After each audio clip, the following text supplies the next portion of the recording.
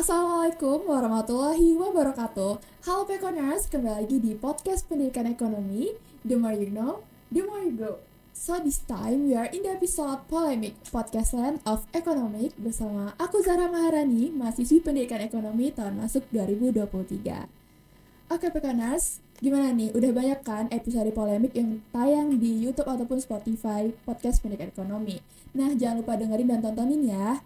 Nah, untuk episode kali ini kita bakal kedatangan gestar dari dosen di Fakultas Ekonomi dan Bisnis, terutama di Pendidikan Ekonomi.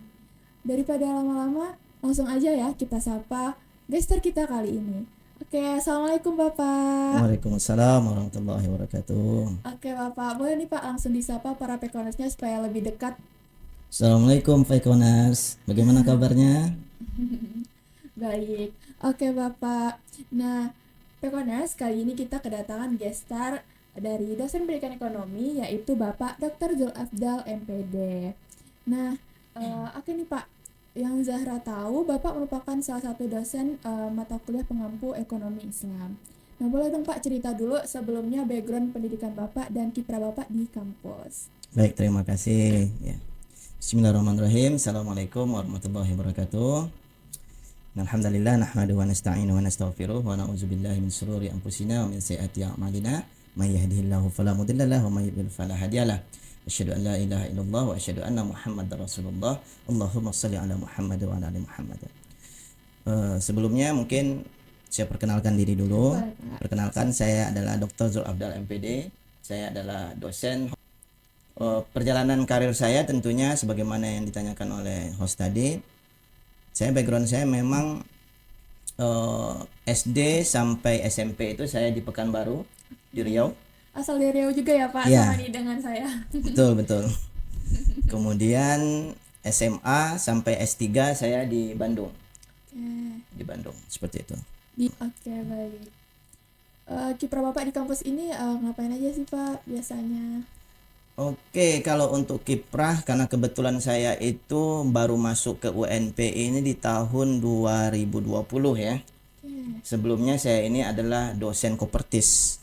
Ya, di Kopertis 10 ya. Jadi saya sebelumnya ini adalah dari dosen Universitas Islam Riau, kemudian Universitas Muhammadiyah Riau. Kemudian saya juga dosen di UNRI, di UIN dan di UNILAB. Oke, berarti Bapak dulunya dosen-dosen di universitas yang ada di Riau ya Betul. Pak? Oke, baik. Nah, gimana sih Bapak bisa masuk nih ke UNP terus merantau ke daerah Sumbar nih Pak? Oke. Jadi sebenarnya sejarahnya karena COVID ya.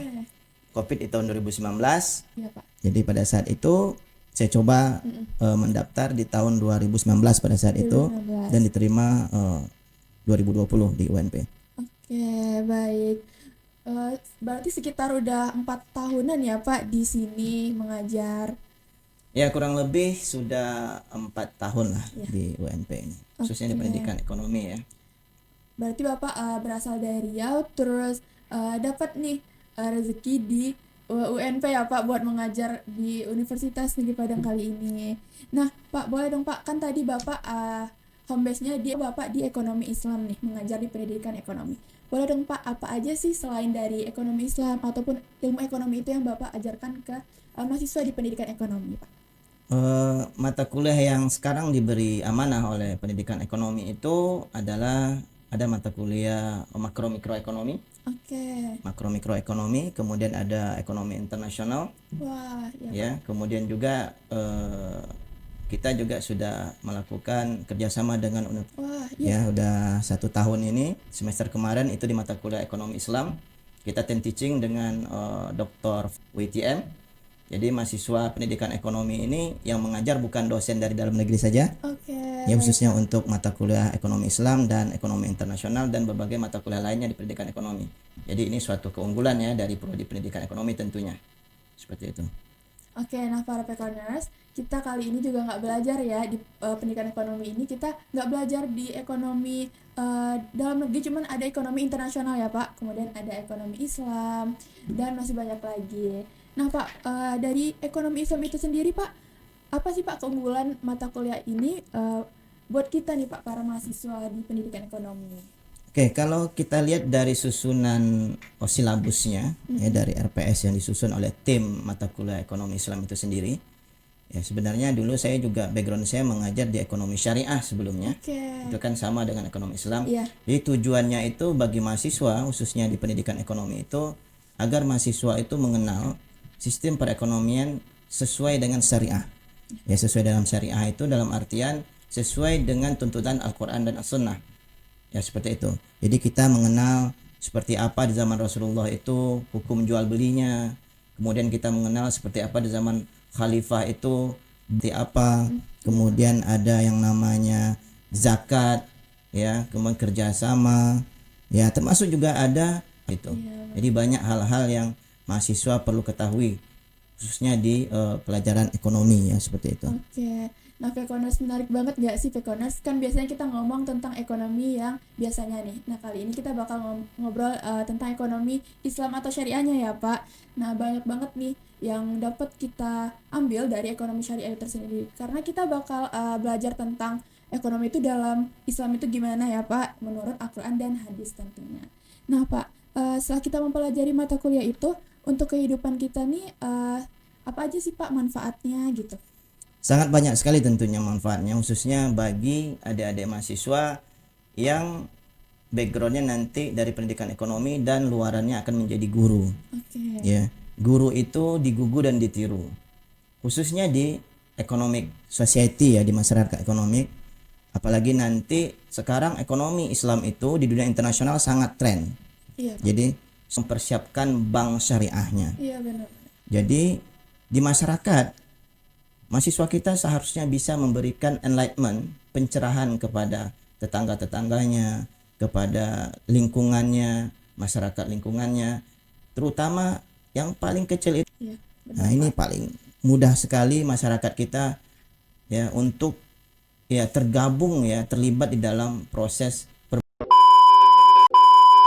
ini. Mudah-mudahan dengan adanya mata kuliah ini mahasiswa kita nanti ketika dia sudah tamat, sudah pergi ke kampung halamannya, sudah berinteraksi dengan lingkungan sosietinya, dia bisa memberikan pencerahan tentunya, yang memberikan pemahaman kepada masyarakat seperti itu. Oke, penting banget berarti ya, Pak, Sangat penting pembelajaran sekali. mengenai seperti ini. Nah, sebelumnya Zara juga di sekolah dulu juga belajar nih, Pak, mengenai ekonomi syariah ini. Jadi kayak menarik gitu buat tahu dari Bapak gimana sih ekonomi syariah. Menurut Bapak gimana pelajaran apa aja yang bisa kita gali di dalam ekonomi Islam atau ekonomi syariah itu, Pak, tentang zakatnya gimana, kemudian ekonominya atau riba itu sendiri, Pak.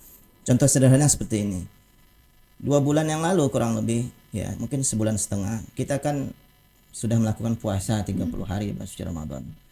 Masyarakat itu banyak tahunya itu hanya zakat fitrah Oke.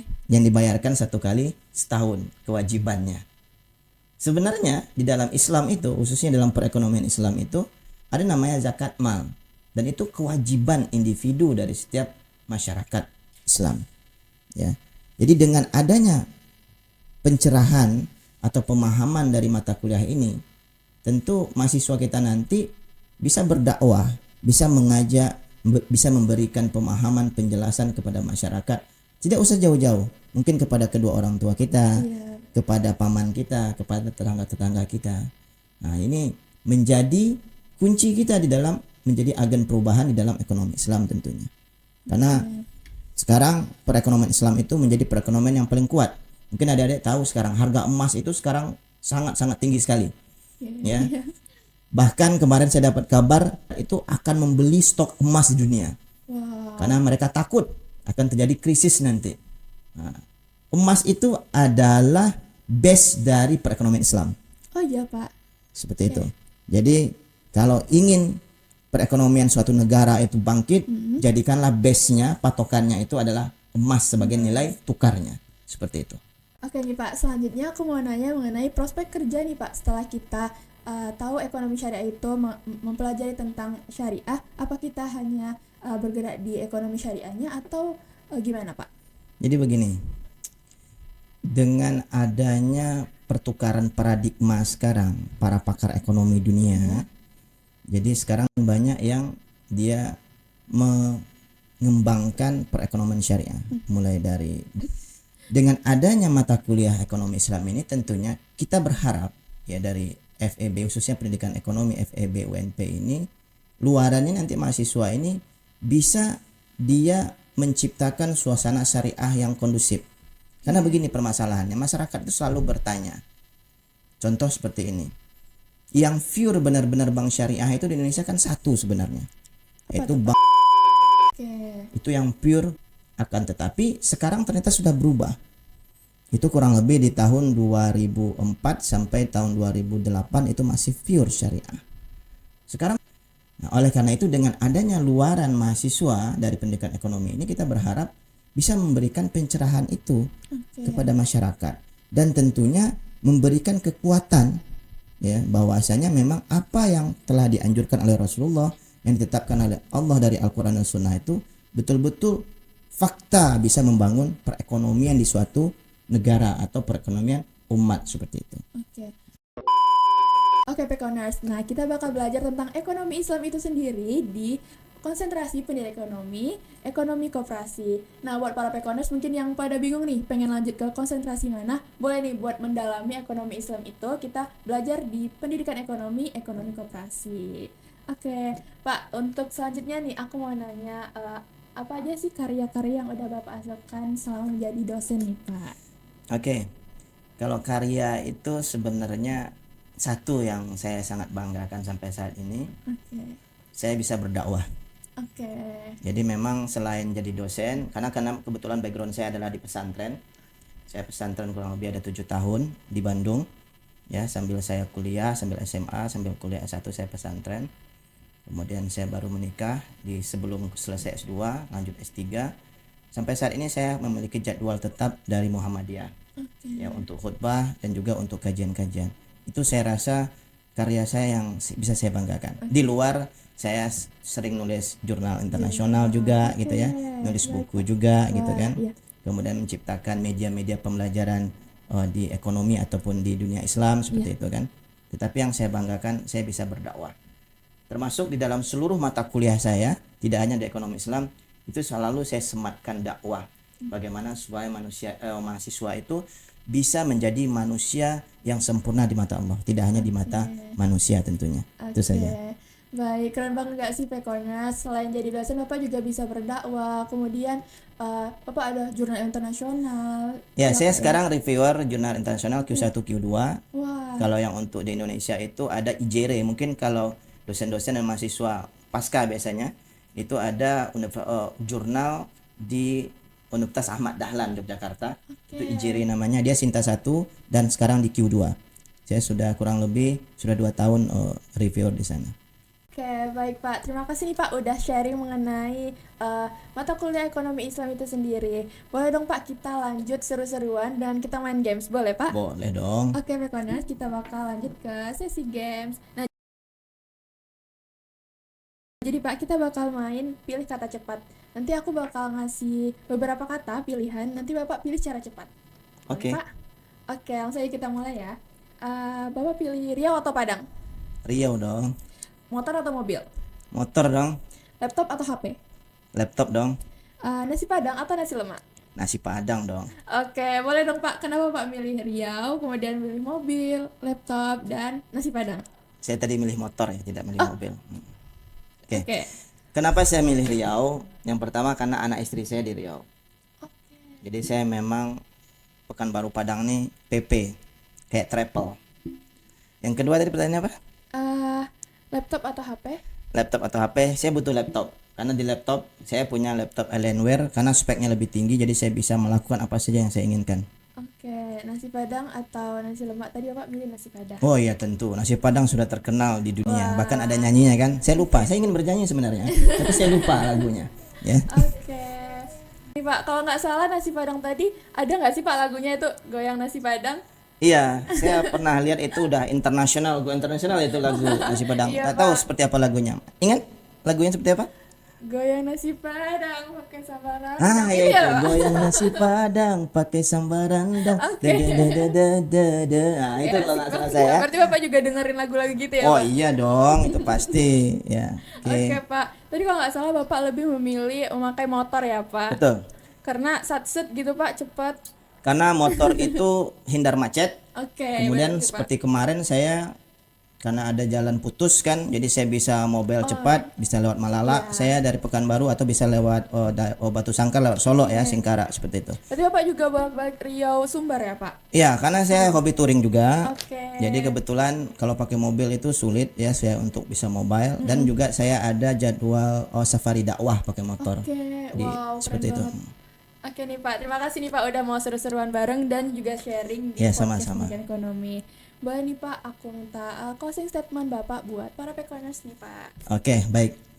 Untuk para pekoner semua, khususnya adik-adik mahasiswa di pendidikan ekonomi atau mungkin juga yang masih sekolah ya di SMA atau SMK yang tertarik bergabung di prodi pendidikan ekonomi atau nanti konsentrasi ekonomi koperasi, yang namanya ekonomi Islam itu sangat penting sekali ya, karena sebagaimana yang dikatakan oleh Rasulullah SAW, segala sesuatu yang kita landaskan kepada Al-Quran dan Sunnah, maka keberkahan Allah akan datang kepada kita. Jadi kalau kita ingin berkah di dalam dunia ekonomi kita, landaskanlah ekonomi kita kepada Al-Quran dan Sunnah. Itu saja mungkin, terima kasih.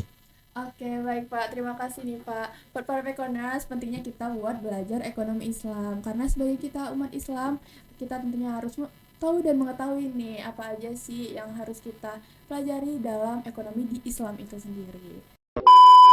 Oke Pekoners, jangan lupa nih buat para Pekoners tonton dan pantengin terus podcast Pendidikan Ekonomi di Instagram dan TikTok @labar_pekobis dan juga YouTube Spotify Pekon Podcast.